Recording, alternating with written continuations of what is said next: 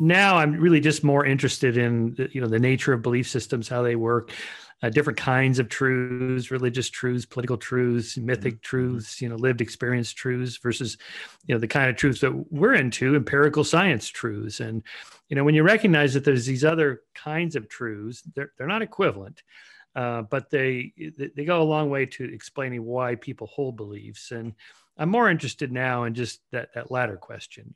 Why is it people believe this kind of stuff? I'm starting to get into that, and I've been motivated to create this podcast through encountering forces of anti-science mainly, and trying to get the scientific rational view out there, thus the name. And the forces of anti-science like to highlight that scientific thinking is often overthrown. There's revolutions. We're always wrong. And then they proceed to kind of throw the whole enterprise out with that realization. There's been the recent reproducibility crisis in the social sciences that kind of plays into this mindset. My impression of science is that it gets asymptotically closer to what the universe really does, to better predicting what's happening next in the universe, and while also becoming more general, being paired away with Occam's razor, taking away unnecessary variables, getting down to the most general statement you can. And the scientific revolutions, as I understand them, typically retain the old understandings as a special case. It's not saying that it was wrong, it's just it was incomplete. How would you characterize the practice and advancement of science?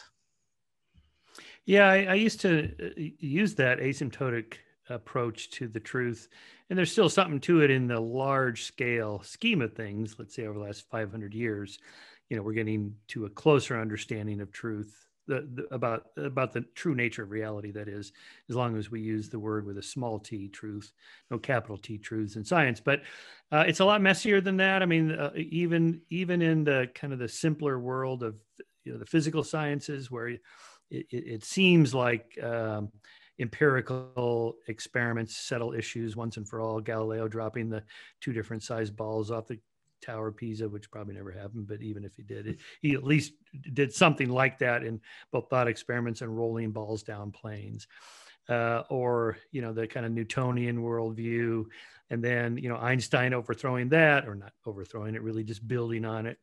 But just take the case of the Eddington eclipse experiments, which allegedly confirmed Einstein to be correct in a kind of Popperian way, like we're going to try to falsify this and see whether Newton was right or Einstein was right. Newton had predicted that starlight would be deflected by the sun by a certain degree, just based on his analysis of what he thought gravity was, pulling the light toward it. Mm-hmm. And Einstein said, no, it's not a pulling force. It's the bending of space-time by a large object. And so the light would fall closer in because of the distortion of space-time. But they had 2 different estimates of how much the starlight would be deflected. So famously, Eddington set out to actually test this by looking at what the star field behind the sun at one time of the year looks like compared to another time of the year when it's dark out at that same time. You can't take a picture of the sky of the stars when the sun is out, except during an eclipse, right? Mm-hmm. So, but it turns out if you actually read that story, I mean, usually you just read it in these kind of potted biographies and histories of science, it just says, well, in 1919, Eddington went and did this, confirmed it. And so Einstein became world famous after that. And he did. 1920, he was, as famous as Charlie Chaplin and, rolling with the big stars of the time and so on. But in fact, there were 2 expeditions, and Eddington's was one, and there was this other one in South America. And that trip in South America had 2 different telescopes. And those 2 telescopes, one got inconclusive readings because the mirror was distorted because of the heat or something like that. Mm-hmm. And then the other one got measurements closer to Newton's prediction rather than Einstein's prediction. And Eddington got Einstein's predictions. So who was right? Well, really, this was not settled. But Eddington kind of railroaded over the other 2 guys and said, nah, mine's probably right. And those guys just got it wrong because of their distorted lenses and whatnot, mirrors.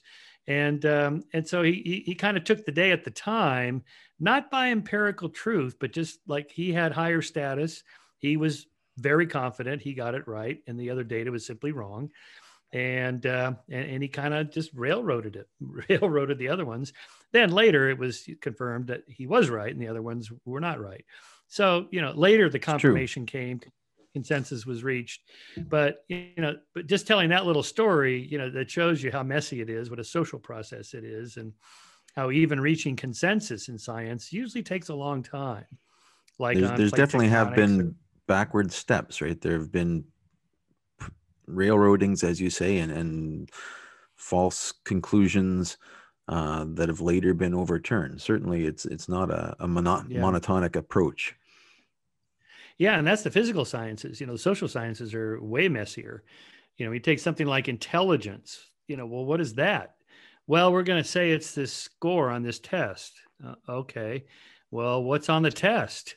And is that really measuring what you think it's measuring? Does it have content validity? Is it reliable? Do you get the same measurements? Well, I mean, this field is a century old now, and it's pretty well established, but there's still a sense that there's something like an IQ score in your head somewhere, the equivalent of whatever would generate that, this G, small G, intelligence, general intelligence. Well, maybe, yes, some evidence for that, but we tend to then reify the score as something not just representing intelligence, but like your potential for success in life and so on. And there it gets much messier. Well, what do you mean by success in life? Is that income? Is that longevity? Is it social status? What happy marriage? What are we talking about here? And because there's data showing that the smarter people make more money. Well, is that because they're smart? Is it because they had smarter parents and the parents nurtured them through their environment? They read more books to them. They got tutors. They sent them to better schools. That's culture, so it's all wrapped up in nature nurture stuff. And my point here is that, getting closer to what actual intelligence is, yes, kind of generally we're moving in that direction, but it's a super messy up and down process. I mean, you also get this dichotomy. Many in the physical sciences would say that the social sciences lack rigor. They don't see it as a hard science. And I think a lot of that is the statistical basis of physical sciences as a much higher standard for publishing a result as true. You need to give me 5 sigma on a particle physics experiment before you've discovered a new particle. In the social sciences, you just need 95% confidence, like a 1 in 20 kind of thing. And I think because of that, John Ioannidis published a paper in 2005 titled "Why Most Published Research Findings Are False." And basically, it's a selection, right? Yeah. Yes. Yeah. So higher standards, of course, but not just that. Also, more replication is needed, and more corroboration and more competition between social scientists trying to study these things. And that's part of the problem. Also, announcing ahead of time what it is exactly you're going to study and which tests you're going to run, and you have to publish the results of all of them. Daryl Bem famously, ran 9 different experiments on that ESP test where he allegedly found backward causality. Just in case your listeners are not familiar with this, this is kind of the study that launched the replication crisis in the first place, the recognition that we have a crisis. That is, psychics and ESP proponents, psi proponents always said, what's it take for you guys, you skeptics, you scientists, to accept psi is real? And we would always say, well, you got to have, published in a peer-reviewed journal, by a real scientist, that kind of thing. Sometimes we would say that kind of snarkily, right? Knowing they don't have any. Well, also held against you. Yes, right. Yeah. By so then doubters. Daryl Bem, this world-class experimental psychologist, ran this experiment in which he purportedly found statistically significant results in this psi experiment, and he published it in this prestigious journal of personality and social psychology, one of the most prestigious, most cited journals. So, okay, Shermer, here it is. Now what? It's like, well, okay, I misspoke when I said, one scientist with one experiment and one peer-reviewed journal. Okay, you got to have multiple, right? So it turns out, when people really looked more carefully at this, he had 9 different experiments, only one of which was statistically significant. Okay, so what were the results of the other 8? And that one wasn't the last one. That was like in the middle. So, and he was tweaking the variables, changing things around. And this is very commonly done, this so-called p-hacking, where you're at 0.05 or 0.01 or 0.001, whatever your standard is. That's the p value. Well, you can hack that by, it's like, well, we got this one result and it's way out here. It'd be the equivalent of like Bill Gates lives in our neighborhood, so our average income in our neighborhood just, went up $100,000 a month that we all make when we don't make that. So that's not fair. So we're going to throw that one out. Here's this low, and we'll throw that data point out. And these people over here, that they don't really count. And you're kind of like after the fact sorting through. It's called data mining to find something significant. And there's the social aspect, because I got to publish. And because if I don't get published, then I don't get tenure and, blah, blah, blah. And all of a sudden you're talking about social career things that have nothing to do with empirical science, kind of clouding the whole issue. Now, back to your physics example, though, they can't tell you which molecule is going to do what in this little box of gas. All they can do is say, well, the volume is this, the density or whatever, the mass is that, or this or that. There's this many, on average, here's what's going to happen. But we can't tell you what that molecule right there is going to do. Well, that's kind of what we do. Say, well, okay, so you have 1 million smokers. And so we're going to look at the ones that, that smoke this much and this much and this much. And then you have the non-smokers. And then we're going to control for their diet, their exercise, and where they live, and all these other variables that could confound how long they live or whatever it is you're trying to measure. Mm-hmm. Now, I can't tell you, you personally, you could smoke a pack a day and live to be 100. That's entirely possible. There are examples of this. And you got the guy that runs, a marathon every week, and he eats granola and he keels over dead at age 30, right? So yep. we can't make any predictions about, people, just the group, kind of a collective thing. So that's always a problem for everybody. Yeah, it's just the statistics. And the replication crisis was, as you say, brought on by maybe this BEM paper, but basically they went back and there was a concerted effort in the social sciences to try to reproduce some of the major results in the field. And reproduction of science is, if you look at the Popperian way science is supposed to move forward, you reproduce science, you do something and then you want it to be reproducible. If it's not a reproducible result, it's not science. But people don't gain tenure by reproducing other people's results. In most cases, you have to have your own ideas, and this is, you have to be innovative. And so very few people want to spend time reproducing results. So in this case, we've gone forward with a 95% standard for publishing something when probably 19 other people did the same study and didn't find anything. So the 1 in 20 that found a 1 in 20 effect will publish it and become famous and get the professorship. Yeah. So Stuart Ritchie has a book about this called Science Fictions. And he's very good on this, that he kind of lists the 20 different problems with the whole scientific process.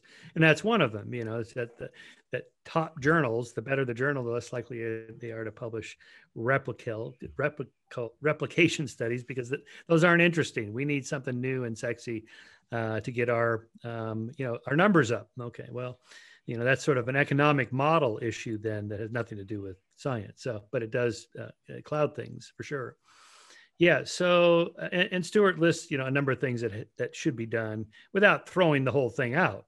It's not like, all studies are corrupt. And also I should point out that, we're talking about Popperian falsification. That's only part of it. In fact, what scientists actually do is they don't try to falsify anything. They're really trying to confirm things because, they're subject to motivated reasoning and confirmation bias as much as anybody else. It's the other labs that are trying to, falsify you. Really, that's why you got to publish those replication studies by the other labs that are trying to debunk you. But really, the whole process moves along if you want to, invoke your asymptotic curve metaphor, in a Bayesian way. Like my confidence is growing on the credence of this particular theory because I keep updating my priors with each new experiment that fails to falsify. So the failure to falsify is just kind of in the negative direction, but that pushes me in the positive direction toward a greater confidence that I'm going down the right path. This probably is going to work out. Maybe not, but I'm growing more confident all the time in this kind of cumulative way. So you get this both push and pull, positive, negative effects there with science. The Rational View is a weekly series hosted by me, Dr. Alan Scott, providing a rational, evidence-based perspective on important societal issues.